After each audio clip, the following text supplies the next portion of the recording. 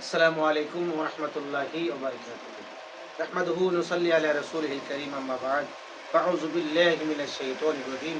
বিসমিল্লাহির রহমানির রহিম। কুতিবা আলাইকুমুস সিয়ামু কামা কুতিবা লিল্লাযীনা মিন ক্বাবলিকুম লাআল্লাকুম তাত্তাকুন। আল্লাহ পাক রব্বুল আলামিন বলেন যে, ইয়া আইয়ুহাল্লাযীনা আমানু, হে ঈমানদারগণ, কুতিবা আলাইকুমুস সিয়াম, তোমাদের উপর রোজা ফরজ করা হয়েছে। কুতিবা আলাইকুমুস সিয়ামু কামা কুতিবা আলাল্লাযীনা মিন ক্বাবলিকুম লাআল্লাকুম তাত্তাকুন। যেমনই ভাবে তোমাদের পূর্ববর্তীগণের উপর ফরজ করা হয়েছিল, যেন তোমরা তাত্তাকুন, যেন তোমরা তাকওয়া অর্জন করতে পারো। আসলে এই মাহে রমজানের মুবারক আমাদেরকে দিয়েছেন আল্লাহ পাক তাকওয়া অর্জন করার জন্য, আল্লাহর ভয় অর্জন করার জন্য। একটা মানুষ সেহরি খাওয়ার পর থেকে ইফতার পর্যন্ত তার ঘরের মধ্যে যথেষ্ট পরিমাণ খাবার থাকবে, পানীয় থাকবে, কিন্তু সে আল্লাহকে ভয় করে পান করবে না, খাবে না। এটাই তাকওয়া। এর মাধ্যমেই বান্দার তাকওয়া অর্জন হবে। তো আলহামদুলিল্লাহ, মাহে রমজানের মোবারক শুরু হয়ে গেছে। অনেকে অনেক বিষয় জানার জন্য আমাকে প্রশ্ন করেছে। একজন আমাকে প্রশ্ন করেছে যে, রোজা অবস্থায় মেসওয়াক করা যাবে কিনা? হ্যাঁ, আলহামদুলিল্লাহ, রোজা অবস্থায় মেসওয়াক করা যাবে। নবীজি মেসওয়াক করতেন এবং সাহাবায়ে কেরাম মেসওয়াক করতেন। রোজা অবস্থায় মেসওয়াক করলে রোজার কোনো ক্ষতি হবে না, বরঞ্চ আরো ভালো হবে, অর্থাৎ সুন্নত আদায় হবে।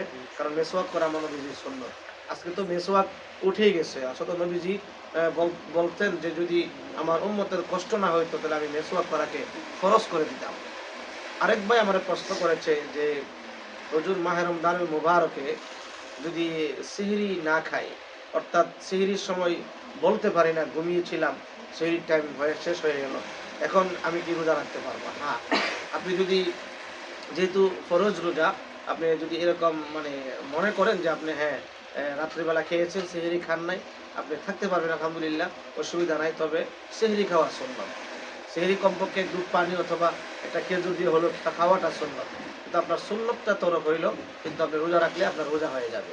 তবে সেহরি খাওয়া উত্তম।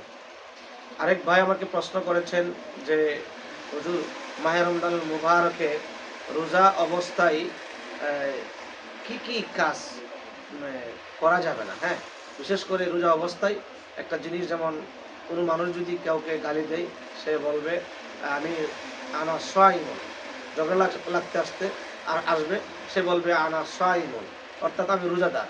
রোজা অবস্থায় সে চোখের রোজা আছে, হাতের রোজা আছে, পায়ের রোজা আছে, মুখের রোজা আছে, শুধু উপোস থাকলে রোজা হয় না। এজন্য জবান দ্বারা কাউকে গালি দেওয়া যাবে না, কারো গীবত করা যাবে না, কারো শেকায়াত করা যাবে না, চোখ দ্বারা খারাপ জিনিস দেখা যাবে না। অনেকে মোবাইলের মাধ্যমে বিভিন্ন খারাপ জিনিস দেখে থাকেন, অশ্লীল ছবি দেখে থাকেন, অশ্লীল ভিডিও দেখে থাকেন, এগুলি দেখা যাবে না, কারণ চোখের রোজা নষ্ট হয়ে যাবে। কান দিয়ে খারাপ জিনিস শোনা যাবে না।